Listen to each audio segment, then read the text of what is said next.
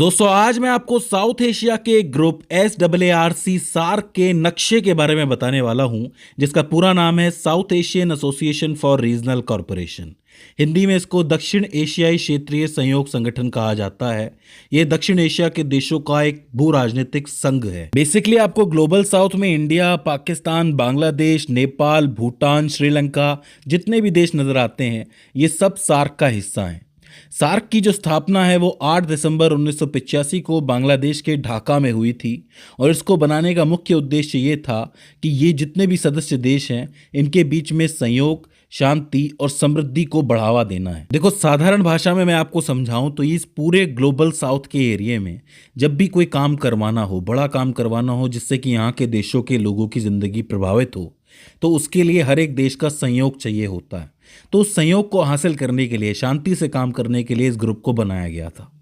इसके अंदर आज की तारीख में टोटल 8 देश शामिल हैं, जिसमें अफगानिस्तान जहां की राजधानी काबुल है, बांग्लादेश जहां की राजधानी ढाका है, भूटान जहां की राजधानी थिम्पू है, भारत जहां की राजधानी नई दिल्ली है, मालदीव जहां की राजधानी माले है, नेपाल जहां की राजधानी काठमांडू है, पाकिस्तान जहां की राजधानी इस्लामाबाद है और श्रीलंका जहां की 2 राजधानियां हैं, एक श्री जयवर्धने कोट्टे जो विधायी राजधानी है और एक कोलंबो जो कि न्यायिक राजधानी है।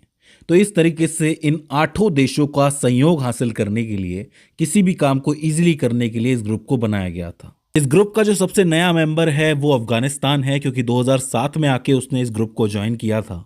हालांकि यहाँ पे कुछ एक देशों में आज की तारीख में कुछ प्रॉब्लम्स चल रही हैं, जैसे पाकिस्तान के अंदर इकोनॉमिक क्राइसिस आया, श्रीलंका ने ऑलमोस्ट खुद को दिवालिया घोषित कर दिया था, नेपाल के अंदर तख्ता पलट हो गया, वहाँ के राजा को भागना पड़ गया, और बांग्लादेश की बात करोगे तो वहाँ पे भी पीएम को भागना पड़ा, पीएम को भी सजा भी हुई है, आपको पता है।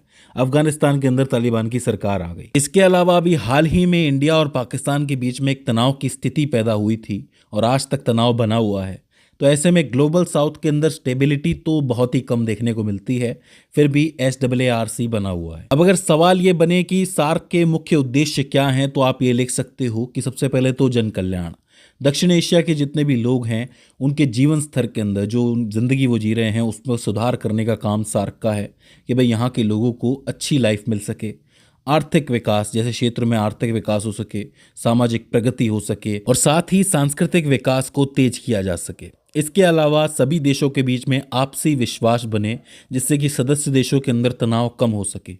हालांकि हर एक देश इस वक्त अपनी अपनी प्रॉब्लम से जूझ रहा है, तो तनाव तो अभी बना हुआ है, लेकिन धीरे धीरे कम होने की उम्मीद है।